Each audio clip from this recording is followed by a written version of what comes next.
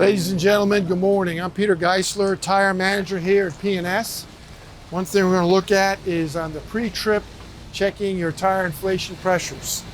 Now we have a trailer here that's hooked up, first trailer we looked at, and it's very important that we have good tire pressure so you don't have breakdowns on the road. You'd rather get this worked on at a travel plaza or at the yard than on the side of the road. So I'm looking at this first trailer here, 240157, it's already hooked up. We have central inflation systems, so I don't want you using an air gauge and disconnecting lines because you may not be able to get them back together or have more of a leak. So going up to the tires, this is kind of the caveman way of doing things. You can use a hammer, so if we listen,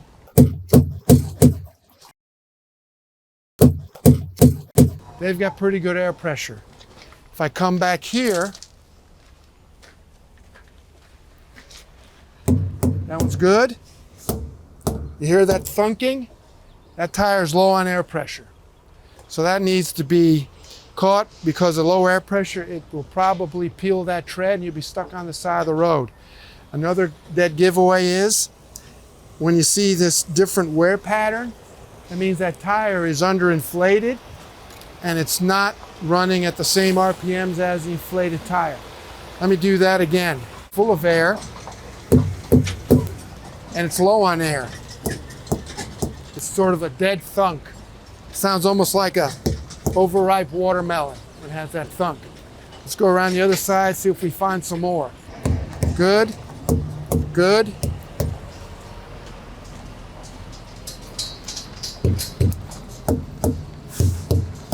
That's pretty tight, but you see it's had air pressure issues because there's a new tire there, a new retread there. So it's already lost some tires. So whoever's hooked up to this trailer, I'm going to put a note on the door that the trailer tire has one of the flats. It needs to be looked at before he leaves the yard. Next we're going to go over and we're going to check a tractor. We're going to use first the hammer method, and we can also use the air gauge to see what we're talking about. Okay folks, I found this tractor on the yard.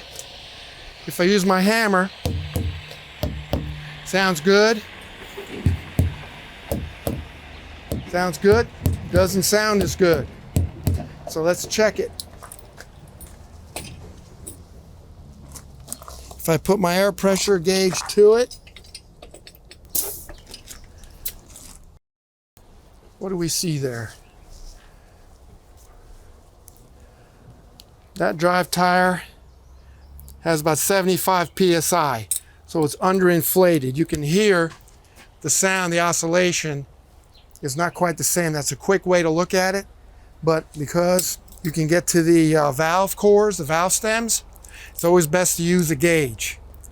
So using this method can hopefully save you some breakdown issues, less CSA scores, and keep you on the road and not on the side of the road delivering the product.